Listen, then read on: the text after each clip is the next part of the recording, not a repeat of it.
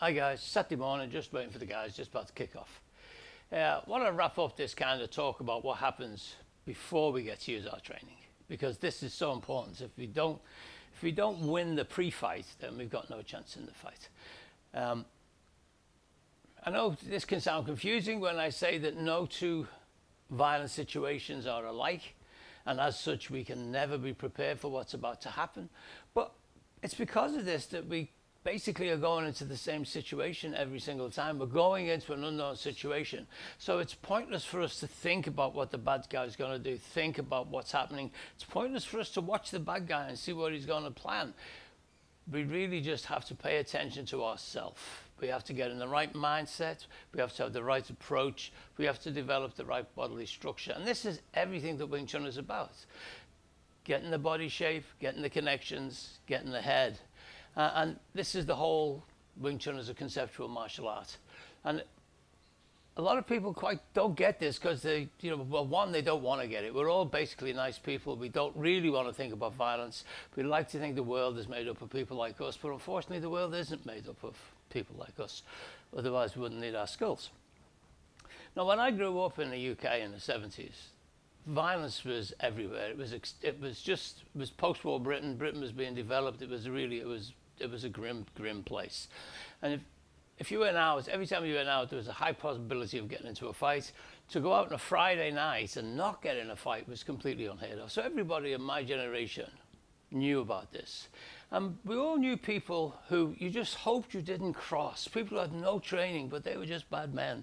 They were just effective at being violent. And then, of course, this is why we took up martial arts. And so we all knew people in martial arts, seniors, people who we respected, who would go out the weekend and get sorted out. How does that happen? Because this is why you get people saying martial arts don't work in a real fight. And of course, I pointed out martial arts do work in a real fight. So why were they failing? And they were failing because they basically didn't bring their in-game, their A-game.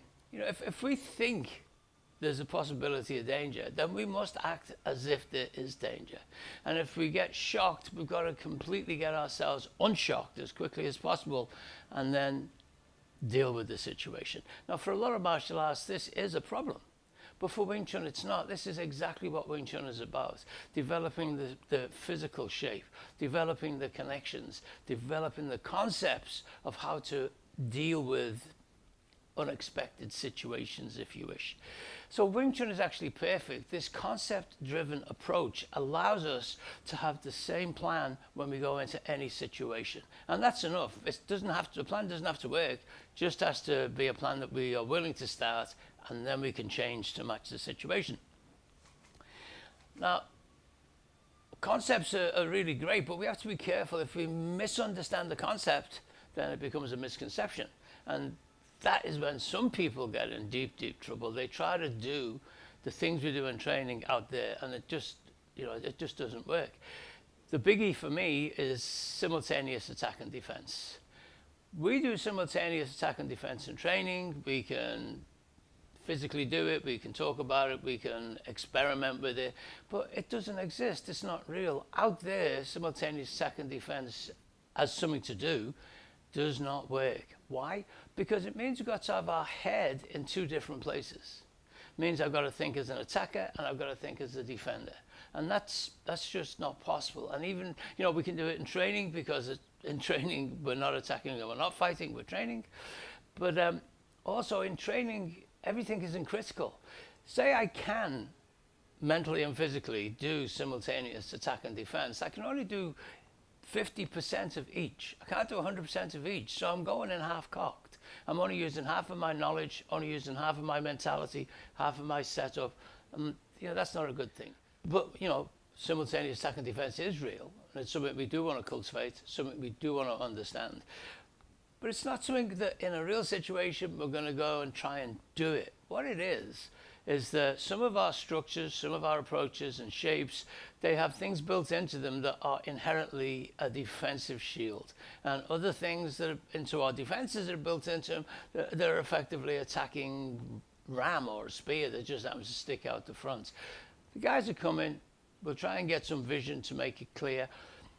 Simultaneous attack and defense is not something we do, it's something that happens. It's a manifestation of Wing Chun, and it's brilliant. But if we think we do it and we try to do it, it's got no chance but to fail. Anyway, we'll check it out. So this is kind of almost like a prosthetic limb now. And I just walk at you with my prosthetic limb and hit you with my good hand. So it manifests in reality, but it's not something we can do. As soon as you're pushing here into me. As soon as I try to switch from that, see, now I can hold that all day, because I'm basically making sure that this force is coming into this leg. But as soon as I decide to try, I'm even thinking, you can feel me going, can't you? And I'm only thinking of trying to switch from defense to attack. So are we saying, like, in a nutshell, sort of, you should be invested, really, if you're defending, invest in defending. Oh, absolutely. If you're attacking, invest in attacking 100%. Absolutely, absolutely. Don't think you're going to go half-half. So lance out. So we'll start off just doing stock standard lance out, so we can see if we understand lance out. So I can feel your front leg there. Yeah. There, that's There. good. Look, I'm gone. Boom. Right, just my firing. force is just immediately coming back. Now, just walk at me with that. Look, I'm gone, aren't I? So you're not particularly doing anything. No, I'm not trying to put No. weight here. So once we understand our structure, bar arm is in every shape. So you're pushing my stance out at me, and it's still here. Because it's just like the bar arm, it's that idea, except now I'm here. In the first video, where I put that defending is really about holding a position. Yeah. I mean, that's bar arm, really. You know, I want to be able to, quite naturally, without even having to consciously think of holding this position, I want this arm to just be like a prosthetic limb. So I'm moving, it's just knocking shit out the way. It's like when sometimes you're carrying a pole and oh, fuck, you've knocked everything. Oh, fuck, you've just cleared the table. I'm going to go, boom. You impaled them on the punch. Well, they'd impale themselves, which is really, that's what we're talking about. If we're talking about our defense, I allow you to move into another part of my structure that is just here. This isn't trying to hit you. Solid. Okay. Costas is now practicing his defense, even though he's moved his weight into me and moved me. Because what he's learning is that this shape, this structure, this movement can transfer all his body mass here, which means it's in the whole arm. It can't get here if it's not in the whole arm, can it? So he can safely walk this across a punch, and it's going to move this mass. That's the concept you're So learning. Costas is going for my throat. It's this now, isn't it? You know, I'm just boom. It's defensive, but it's... And that was like I hit a brick wall. And I'm not there. Yeah. I mean, obviously I'm there, but I mean, I'm not. Yeah, you're not. No, I'm not trying to get their arm out the way. And that would be, you're coming up, that would be here now. Bang, bang, bang. You know what you find, like, when the defense is that solid, it's almost like you're being attacked.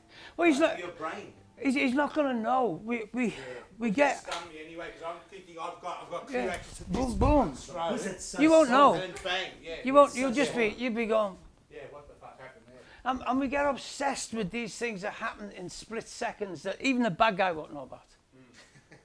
We have to think that part's true. But we have to. It's how we train. It's how we get to understand the concept. But we shouldn't think that that's how we apply it. I apply it by just going, whoa, what the fuck? And if I've always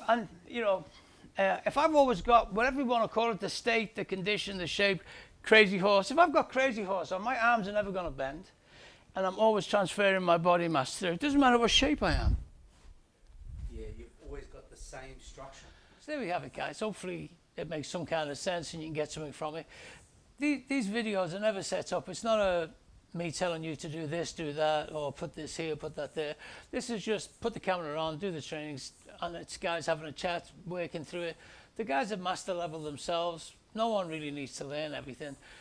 But we all need to refresh our ideas and refine our ideas and make sure that we know what we know. Something that should be obvious is that lance out is really important. Especially the way I teach, everything that we want to do for defense wants to come from our Chun Q form, and everything we want to do from attack wants to come from our Bill G form. Then it gives us a frame of reference. But lance out here, whether I'm pivoting, whether I'm stepping, wherever, it's the whole concept of lance out, because that's here now. That's here. It's all lance out. But as I say, bring it in, have a chat. I'll try and make sense of it.